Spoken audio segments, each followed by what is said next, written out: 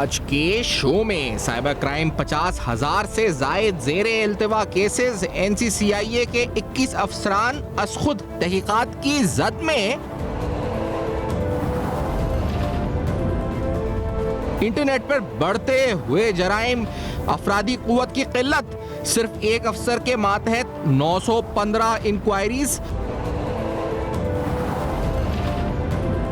Cyber crime के बढ़ते हुए वाकयात, रोकथाम की हिकमत अमली क्या?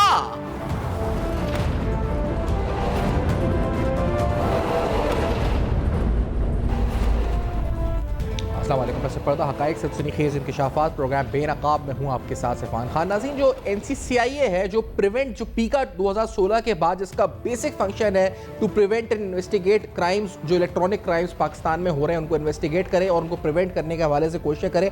तो प्रिवेंशन एक बड़ा डोमेन है और इस डोमेन में अवेयरनेस बड़ा इंपॉर्टेंट काम होता है। तो आज इस प्रोग्राम को आगाज़ करने से पहले फैक्ट्स एंड फिगर्स आपके सामने रखते हुए पहले कुछ ये उनके पेज से मैंने हासिल किया NCCIA के कि आखिरकार ये जो इन्वेस्टिगेशन और प्रिवेंशन एजेंसी है ये अवेयरनेस के लिए इस वक्त क्या मुहिम कर रही है और किस तरह अवेयरनेस, क्योंकि ये एक बहुत सिग्निफिकेंट क्राइम्स हैं और इसका एम्बेड बहुत बड़ा है। यानी आप इस पर अंदाज़ा लगाएं, इसमें हैरेसमेंट भी आ रही है, इसमें डार्क वेब भी आ रहा है, इसमें पोर्नोग्राफी भी आ रही है, इसमें आपके फ्रॉड और साइबर क्राइम्स के अलावा बैंकिंग फ्रॉड्स भी आ रहे हैं। फिर इसके अलावा जो इसमें जो कॉल सेंटर्स के स्कैम है वो भी इसी क्राइम के एम्बिट में आ रहे हैं। तो ये बड़ा वसी क्राइम है। अगर आप एक अंदाज़ा लगाएं तो शायद जो वैसे जराइम शहर में या मुल्क में हो रहे हैं थानों की सूरत में, उससे कहीं ज़्यादा अफरादी कुव्वत इसमें दरकार हो, क्योंकि ये मुकदमात का जो हजम है वो कहीं ज़्यादा है रूटीन में होने वाले क्राइम से, क्योंकि हर हाथ में मोबाइल फ़ोन है,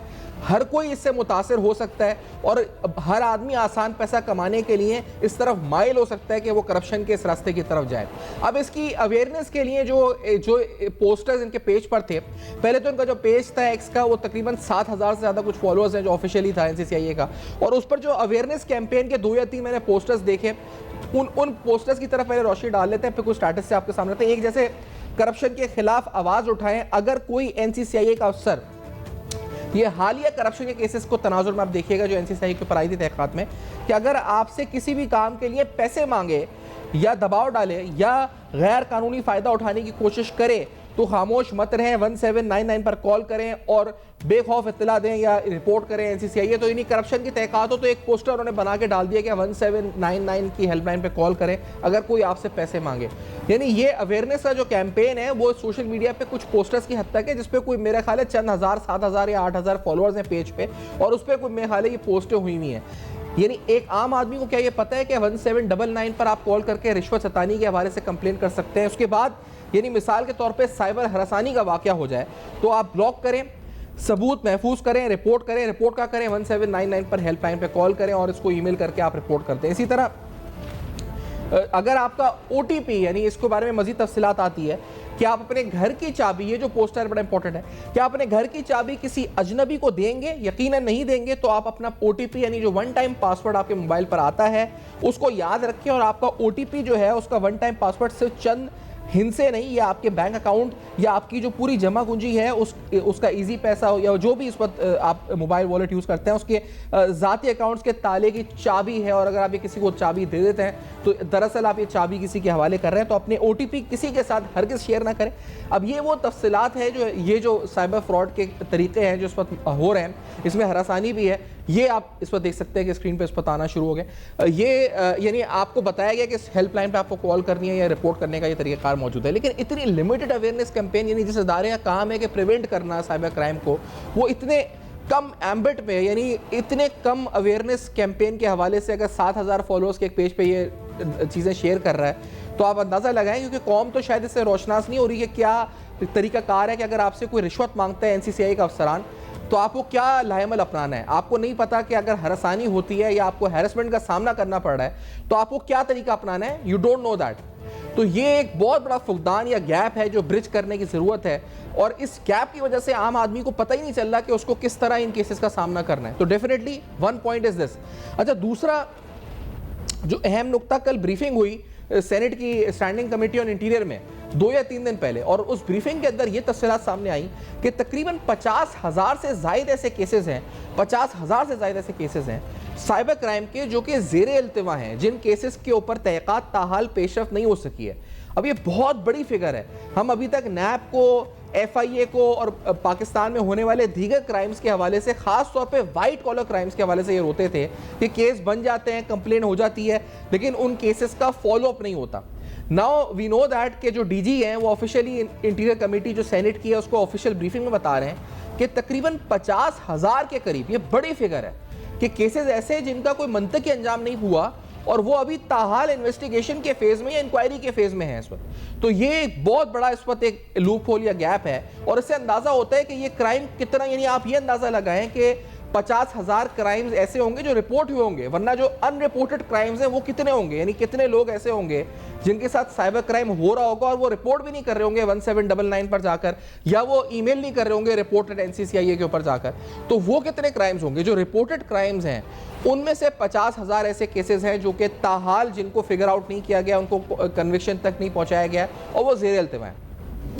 और इस फिगर में आप इससे अंदाजा लगाएं कि मजीद तकरीबन एक लाहौर में उन्होंने बताया कि एक इन्वेस्टिगेशन ऑफिसर है, उसके पास 915 केसेस उसके पास ज़ेरे इल्तिवा है। अब एक आदमी के ऊपर 915 केसेस का बोझ है, एक आदमी के ऊपर 915 केसेस का बोझ है। नाउ आप एक अपने जहन में एक परसीव करें इस पूरी सिचुएशन को कि जो एक आदमी अगर 915 केसेस को इन्वेस्टिगेट करेगा तो उसका क्या रिजल्ट आएगा और कब रिजल्ट आएगा, जाके कितना डिले होगा उन केसेस के अंदर। तो ये स्टैटिस्टिक दूसरी आई। तीसरी जो अहम तरीन बात इसमें सामने आई कि NCCIA के अपने 21 अफसरान ऐसे हैं जो कि करप्शन तहक़ीक़ात का सामना कर रहे हैं या करप्शन के मुकदमात उन पर दर्ज हो चुके हैं, और उनमें से 8 ऐसे अफसरान हैं जिनसे तकरीबन 45 मिलियन की रिकवरीज भी हो चुकी है, 4.5 करोड़ रुपए की रिकवरीज भी उनसे हो चुकी हैं। अब आप अंदाजा लगाएं कि जिस इदारे का काम है प्रिवेंशन करना, जिस इदारे का काम है साइबर क्राइम के हवाले से इंक्वायरीज, इन्वेस्टिगेशन करना, उसके अपने अफसरान 21 अफसरान खुद इन्वेस्टिगेशन की जद में आ चुके हैं और उनके खिलाफ करप्शन की तहक़ीक़ात हो रही है और उनमें से 8 सस्पेक्ट से तकरीबन 45 मिलियन रुपीस रिकवर भी हो चुके हैं। तो ये एक और पहलू अहम है जो जिस पर आपके सामने अहम तरीन जो फैक्ट कल स्टैंडिंग कमेटी के इजलास में सामने आया। फिर दीगर, क्योंकि ये हम सवाल है जहनों में कि जो कन्विक्शन रेट है क्या है, तो मैं आपके सामने, क्योंकि आखिरकार सज़ा क्या हुई है, यह सज़ा कब हुई है मुल्ज़मान को, तो वो कुछ मिसालें आपके सामने जो तस्वीरें चली थी मुल्ज़मान की, वो अगर आपके सामने रखते हैं। जैसे मिसाल के तौर पर ये एडिशनल सेशन जज वेस्ट इस्लामाबाद कोर्ट में इस पर सज़ा हुई है। ये जजमेंट अनाउंस हुआ 19/11/2025 को। इस शख्स जिसकी आप तस्वीर देख रहे हैं, इस पर जुर्माना आयद हुआ है। ये तकरीबन FIR है 5323 की और इस पर जुर्माना आयद हुआ तकरीबन 1 लाख रुपए। इसके अलावा सज़ा अलग हुई, इसके भाई के ऊपर जुर्माना आयद हुआ 10,000 रुपये, 40 दिन की सज़ा इसको हुई। इल्ज़ाम यह है कि कतर से बैठ के जो है ये हरासानी के वाक़यात में मुलव्वस थे। फिर दूसरी FIR है 17/2024, क्योंकि ये मैं आपको दिखा रहा हूँ जो कन्विक्शंस हुई हैं मुख्तलिफ केसेस में। ये एबटाबाद का जिनसी हरासानी केस है जिसमें 2 मुल्ज़मान को कैद सुनाई गई है और जुर्माने की सज़ा, ये 5 साल कैद की सज़ा हुई है और 1 लाख रुपए जुर्माना एबटाबाद के केस में हुआ है। ये जो इससे पहले वाला केस था उसकी तफसीलात वो अलग हैं। वो है मोहम्मद अशरफ सन ऑफ जो मोहम्मद अमजद सन ऑफ मोहम्मद अरशद, और इस केस में पीका एक्ट 2016 के सेक्शन 21 के तहत सज़ा हुई है। ये सज़ा है जी कि ये sentence to 3 year imprisonment with the fine of ₹100,000, 1 lakh रुपए जुर्माना और 3 साल की जो है सज़ा हुई है। और उसके अलावा जो दूसरा केस है एबटाबाद हरासानी का केस है, ये कतर से बैठ के जो मैं तफसीलात बता रहा था, फरवरी, ये FIR है 14/2024 की और इसके तहत मुकदमा दर्ज हुआ था। अदालती कार्रवाई के बाद ये साबित हुआ तो ये मुल्ज़िम को सज़ा हुई। तो ये कहना कि क्या कन्विक्शन हो रही है नहीं हो रही है, यानी जो मुल्ज़मान पकड़े जा रहे हैं, जिन पर शिकायतें हो रही हैं, उनको सज़ाएँ हो रही हैं नहीं हो रही हैं, तो ये NCCIA का वर्जन है जो मैं आपके सामने रख रहा हूँ, जो उनके ऑफिशियल पेज के ऊपर भी आप देख सकते हैं कि ये अफराद गिरफ्तार भी हुए हैं, इनको सजाएं भी हुई हैं। तो NCCIA ने कुछ केसेस के अंदर कन्विक्शन तक भी केसेस को पहुंचाया है। लेकिन सवाल ताहाल यही है कि अगर 50,000 के जायद केसेस अगर ज़ेरे इल्तिवा हैं तो इस पेस के साथ ये कैसे इस क्राइम को फेस कर सकेंगे, क्योंकि इसका बहुत बड़ा ग्राउंड है और हर घर, हर कोई इससे मुतासिर हो रहा है। वो साइबर फ्रॉड हो, वो फाइनेंशियल फ्रॉड हो, वो इंटरनेट के थ्रू स्कैम्स हो या कॉल सेंटर्स हो। तो now we need a force जो कि बहुत इफेक्टिवली इसको टैकल कर सके। इस पर बात करेंगे एक ब्रेक के बाद, हमारे साथ रहेगा।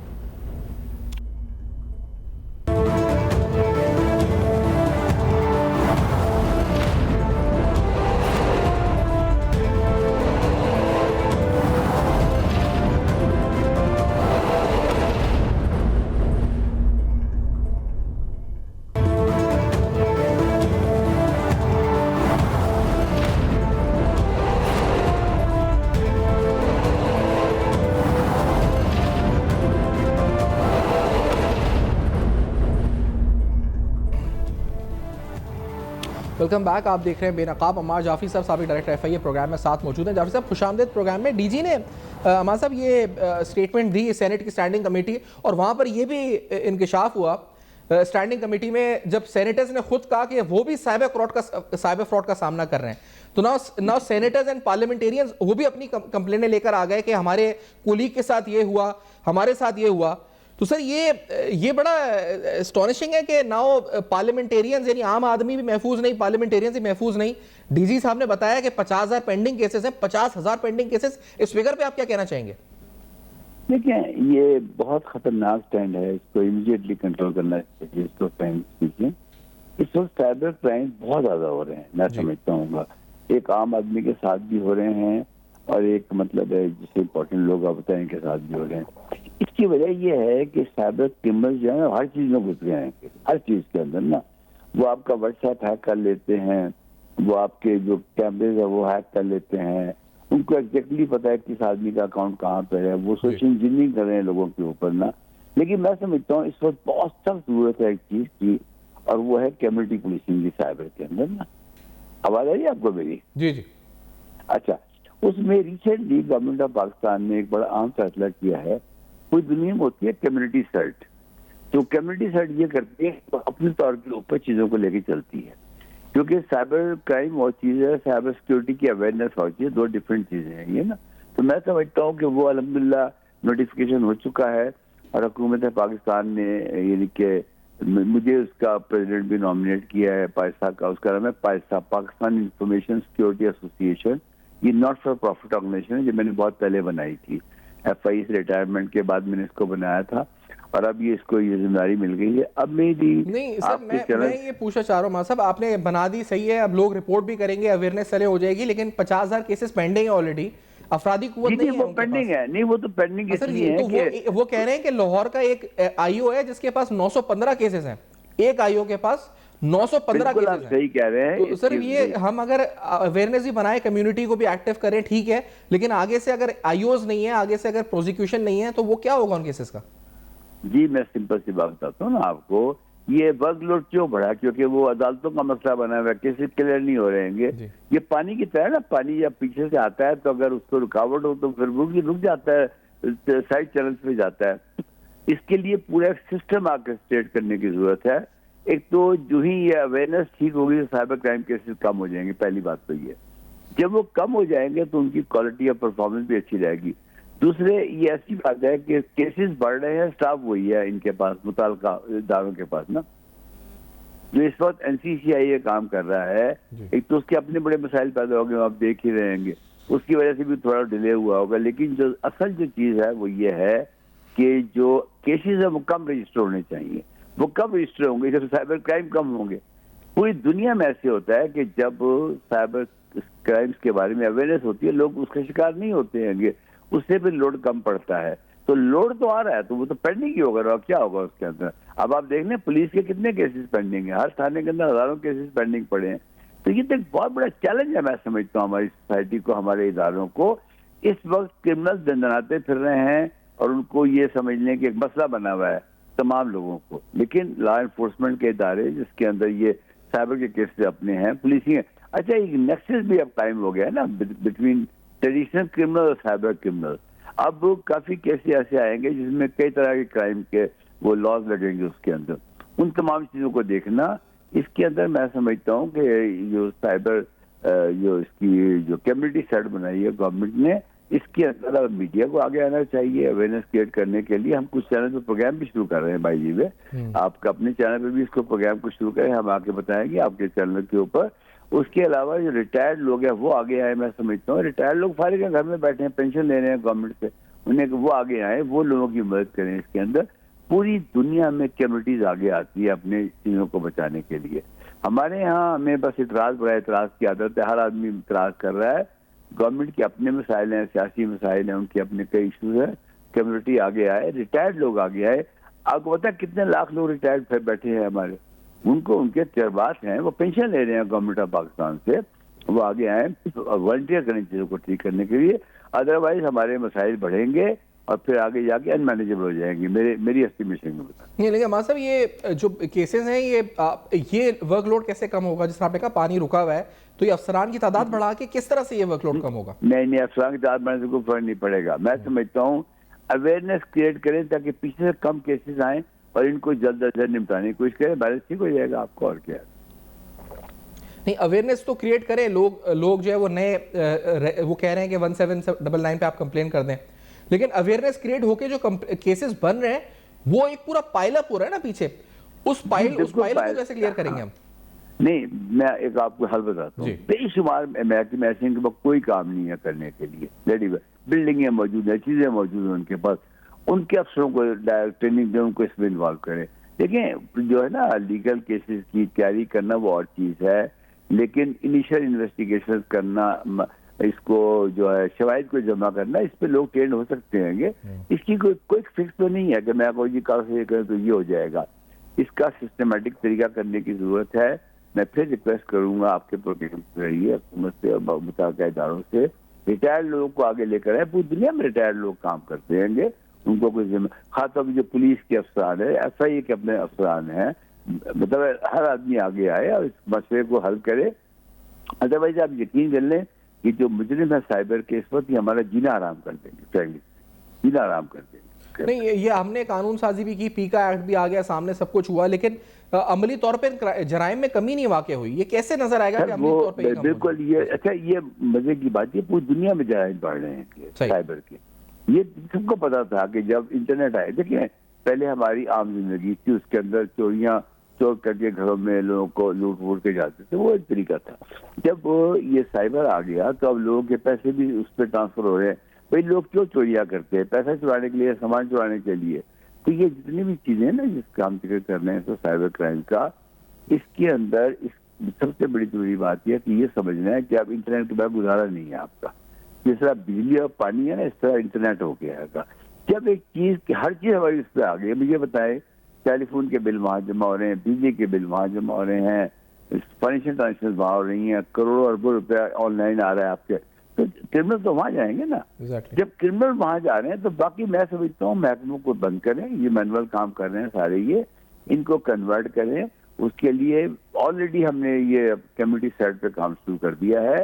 ये पूरी एक रिसर्च की जरूरत है, यूनिवर्सिटियां रिसर्च करें कि दुनिया में क्या हो रहा है। हमारी प्रॉब्लम यह है कि हमारे यहाँ यूनिवर्सिटीज का प्रॉब्लम हो गया है, वहाँ वो तालीम नहीं दी जा रही, रिसर्च ही नहीं की जा रही कि जो दुनिया में किस तरह जराइम कम हो रहे हैं। लेकिन पूरी दुनिया में ये क्राइम बढ़ता भी जा रहा है और सोफिस्टिकेटेड भी होता जा रहा है। अब मसला ये है कि पहले जैसे डार्क वेब इसमें इन्वॉल्व है, इसके अंदर जो फाइनेंशियल एस्पेक्ट है, ये किसी को कॉल आती है, उसका OTP मांग लिया जाता है। तो सर ये इन्होंने तो ये कह दिया कि आप जो है ना, आपसे कोई OTP मांगे आप ना दें, लेकिन सर ये तरीकेकार बदल गए हैं। किसी को व्हाट्सएप पे कॉल आ रही है, किसी को AI जनरेटेड कॉल आ रही है रिश्तेदार की आवाज में, यार OTP। तो ये हम इसको डील करने के लिए टेक्नोलॉजिकली और जो सोफिस्टिकेशन रिक्वायर्ड है, डू वी हैव दैट, या हमें क्या करना पड़ेगा इसके लिए सर? अच्छा, मैं सिंपल सी बात बताऊं आपको, मैं किसी की जमा पूंजी मिनट के अंदर, सेकंडों के अंदर गायब हो जाए। जो मैं सिंपल सी बात बताऊं आपको, इस वक्त हो ये रहा है कि क्राइम बढ़ रहे हैं, केसेस पाइल अप हो रहे हैं। इसका एक ही तरीका है, वो तरीका ये है कि सिविल सोसाइटी आगे आए, रिटायर्ड लोग आगे आए, जो महकमे इस पर रिटेंडेंट हो चुके हैं, उनकी जरूरत नहीं है। मैं आपको 50 महकमे ऐसे गिनवाता हूँ जिनके वेले अफसरान बैठे, कोई काम नहीं है उनके, और बस सोच रहे, बिल्डिंग उनके पास है। इसका जो रिटायर्ड अफसरान, जो NCCI का अपना महकमा है, उसमें 21 अफसरान जो है वो कह रहे हैं, खुद DG ने बताया कि वो जेर तहकीकात हैं, और 8 सस्पेक्ट से तो 45 मिलियन रिकवर भी हो चुके हैं एक केस में। ये DG ने खुद स्टेटमेंट दिया। तो सर हम जो करंट अफसरान जिनको तनख्वाहें दे रहे हैं, वो उन पर करप्शन के अगर इल्जामात हैं, अब हम रिटायर्ड अफसरान लेकर हैं, तो इन करंट का क्या करें फिर, ये जो अभी है हमारे पास? अच्छा, इसमें ये बड़ी इंटरेस्टिंग आपने बात शुरू कर दी। मैं जवाब ये देना चाहूंगा सिर्फ कि इसका कोई फिक्स नहीं है कि मैं आपको जी कल से, देखिए मैं इसका फाउंडर हूँ, यकीन आई वाज एडिशनल DG मैं इसलिए आपसे बात कर रहा हूं कि आप फाउंडर है साइबर क्राइम विंग जो FIA का स्टार्ट हुआ, यू आर द वन जिन्होंने स्टार्ट किया था, जहां से स्टार्ट हुआ था, इनिशिएट हुआ था जी। अच्छा, देखिए बड़ी जरूरी बात है आपको बताना है, ये मैंने कई दफा लिख के ही भेजा है, रिकमेंडेशन दी है, मीडिया के थ्रू ही बात कर रहा हूँ। कोई फिक्स नहीं है, कोई फिक्स कोई नहीं है। इसका एक ही हल है कि जितने भी मुतल्लिका अफसरान हैं जो इस वक्त लगे हुए हैं, उनको कहा जाए वो तो इमरजेंसी को डील करें। और जितने केसेस पेंडिंग पड़े हैं ना, पेंडिंग पड़े हैं, उसमें FIA के ही रिटायर्ड अफसर लगाए जाएं जिनकी ऑनेस्टी मशहूर है, जो अपने काम ऑलरेडी कर रहे थे। देखिए FIA बहुत बड़ा महकमा है। आप कहेंगे जी, गवर्नमेंट कहेंगे जी पिछले 5 सालों में लोग रिटायर हुए हैं जिनकी रेपुटेशन अच्छी थी, उनको लाएं और उनको कोई भी उनका क्या कोई पेंशन ले रहे हैं, वो कोई मसला नहीं है, वो आपको एडिशनल बर्डन भी आएगा गवर्नमेंट के ऊपर। उन्हें कहें कि जो पुराने केसेस हैं उनको उसको एग्जामिन करें, उनको आगे लेके चलें इसके ऊपर। दूसरी बात, तीसरी बात सबसे आम ये है कि सिविल सोसाइटी को इस्तेमाल करें। ये कम्युनिटी पुलिसिंग पूरी दुनिया में हो रही है, तो मैं आपको पूरी दुनिया में कम्युनिटी पुलिस हो रही है, लेकिन हमारे यहाँ इसका कोई जिक्र नहीं है। एक और बात मैं आपको बताऊँ, कई महकमे, सिविल डिफेंस का महकमा हमारे मुल्क में कितने लोग हैं उसके अंदर, मैं ऐसे कई महकमों के नाम ले सकता हूँ जिनके अफसरान या लोग कुछ नहीं कर रहे।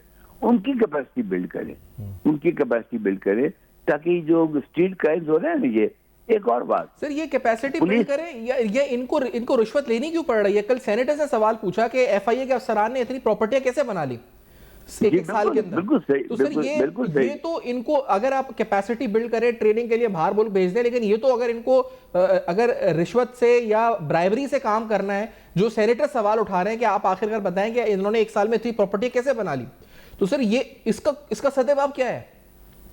इसका देखें, बैड गवर्नेंस जो है ना, बैड गवर्नेंस वो सबसे बड़ा जुर्म है, मैं समझता हूँ, बैड गवर्नेंस।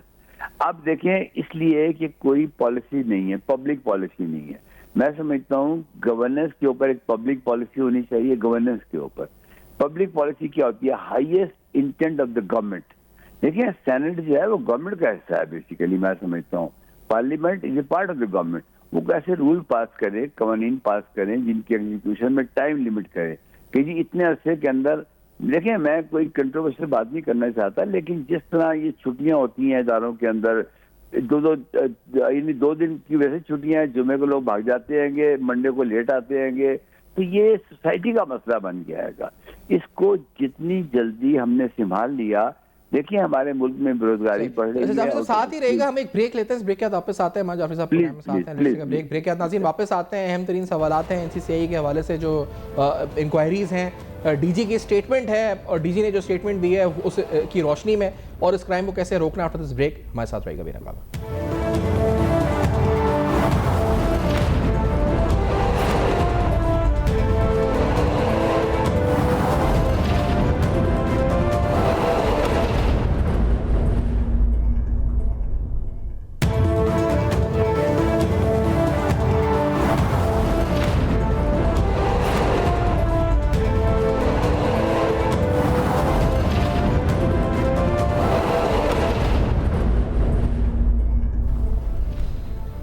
Welcome back. आप देख रहे हैं बेनकाब। आपके सामने तफसीलात रख रहे हैं कि NCCI की रीसेंट जो कार्रवाइयाँ थी वो क्या रहीं, कन्विक्शन किन केसेस में हुई, वो तफसीलात सामने लगा रखते हैं। FIR 17/2024 ये FIR है जिसमें 5 साल की कैद हुई, और इसके अलावा दूसरी जो हम जिस केस का जिक्र कर रहे थे, जिसमें जो अरशद नामी मुलजिम है, FIR है 53/23। ये दो ऐसे केसेस हैं जिसमें कन्विक्शन हुई है, तस्वीर भी मुलजिमान की, और जो जजेस, ऑनरेबल जजेस के फैसले हैं उस केस में, यानी वो साबित हुआ है जुर्म। एक केस एबटाबाद में हरासानी का है और दूसरा केस भी सिमिलर सर्कमस्टांसेस का है। तो ये हैरेसमेंट भी एक एम्बिट है साइबर क्राइम का, और ख़ास तौर पे NCCI कह रहा है जी कि जो हैरेसमेंट का सामना करे वो फौरी तौर पे 1799 पे आप जो है उस वक्त कंप्लेंट कर दें, 1779 पे, और अपनी कंप्लेंट दर्ज कराएं, या फिर आप ईमेल करके, जो इस वक्त हम आपको दिखा भी रहे हैं स्क्रीन के ऊपर, कि किस तरह से आप इसको दर्ज कर सकते हैं। लेकिन सवाल ये है कि 50,000 से जायद आपके पेंडिंग केसेस हैं। एक आईओ के ऊपर, जो DG साहब के खुद अल्फाज हैं सेनेट की स्टैंडिंग कमेटी में, एक आईओ के ऊपर 915 केसेस हैं, जो सिर्फ लाहौर के एक आईओ की बात हो रही है, इन्वेस्टिगेशन ऑफिसर की।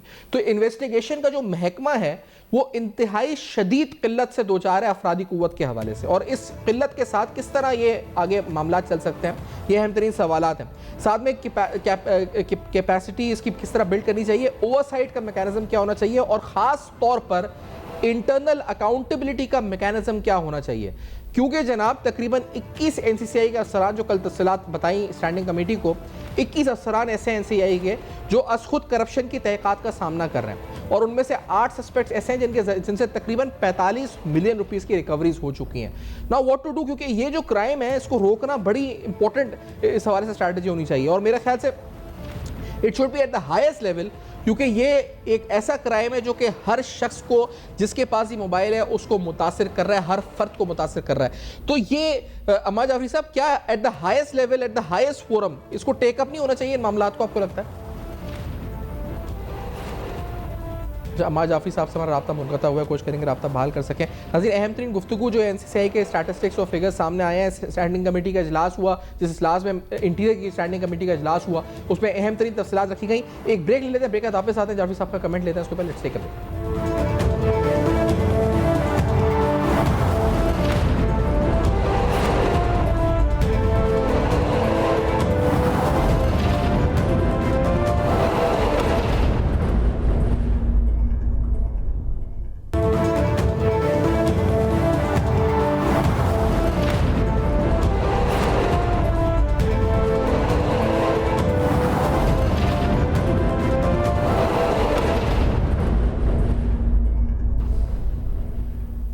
वेलकम बैक, आप देख रहे हैं मैंने कहा अम्मा जाफरी साहब साथ मौजूद है। अम्मा जाफरी साहब ये फरमाएंगे, क्योंकि अब ये at the highest level take up नहीं होनी चाहिए, ये जिस तरह आपने कहा कम्युनिटी बिल्ड हो रही है और जो जिस तरह से ये क्राइम बढ़ रहा है, it should be taken up at the highest level कि इसको डील किया जा सके ताकि।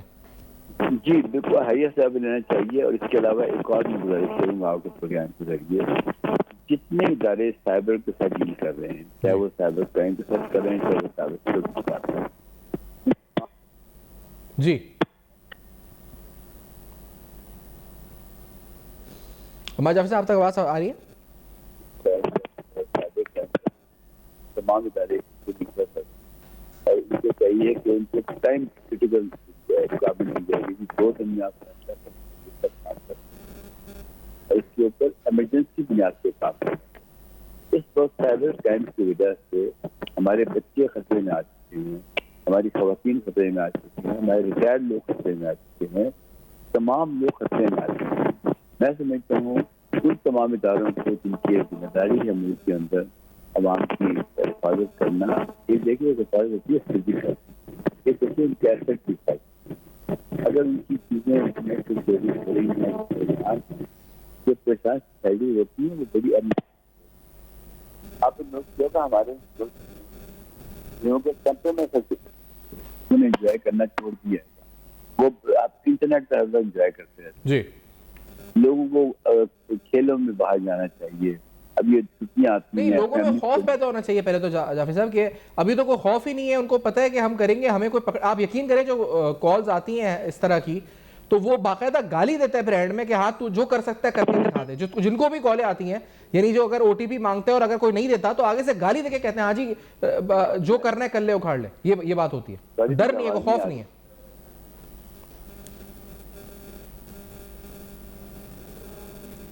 तो जाफरी साहब से वाले हमारा राब्ता मुनक़ता है और वो आवाज़ भी सही नहीं पहुँची। मैं बहुत शुक्रिया अदा करूँगा हमारे जाफरी साहब ने प्रोग्राम में ज्वाइन किया और अपना मौक़िफ़ दिया इस हवाले से। तफसीलन जो बात हुई कि आज साइबर क्राइम के हवाले से जो डीजी ने ब्रीफिंग दी सेनेट की स्टैंडिंग कमेटी को, उस ब्रीफिंग में कुछ अहम तरीन इंकशाफात हुए, स्टैटिस्टिक्स आए। 50,000 केसेस ऐसे हैं जो कि ज़ेर इल्तिवा हैं, 21 अफसरान ऐसे हैं NCCIA के जो कि जिन पर तहक़ीक़ात ज़ेर इल्तिवा हैं, 8 सस्पेक्ट्स ऐसे हैं जिन पर 45 मिलियन की रिकवरीज हो चुकी हैं। इसके अलावा ऐसे केसेस, ऐसे IOs हैं जिस पर एक IO पर तकरीबन 915 केसेस का बर्डन मौजूद है। 915 केसेस का एक IO पे बर्डन मौजूद है। तो ऐसे में कैसे ये इंक्वायरीज और इन्वेस्टिगेशन आगे बढ़ेंगी? फिर जो NCCIA की कन्विक्शंस हुई हैं रिसेंट इंक्वायरीज के अंदर, उन कन्विक्शंस की तफसीलात भी आपके सामने आज प्रोग्राम में रखी कि आखिर किन अहम तरीन केसेस में, खास तौर पे जिनका ताल्लुक हैरेसमेंट से है, वो जो है कन्विक्शन तक पहुंचे या मंतकी अंजाम तक पहुंचे और सजाएं हुई मुजरिमों को। इसके अलावा ये तफसीलात के किस तरह आप अपनी कंप्लेंट्स भी दर्ज करा सकते हैं NCCIA में, ये भी कुछ अवेयरनेस कैंपेन के हवाले से क्या कोशिशें हो रही हैं ताकि प्रिवेंट किया जा सके इस क्राइम को, ये भी आपके सामने रखी। For your feedback you can write us on Facebook. मुझे नेक्स्ट देखते रहेगा, अब तक अपना बहुत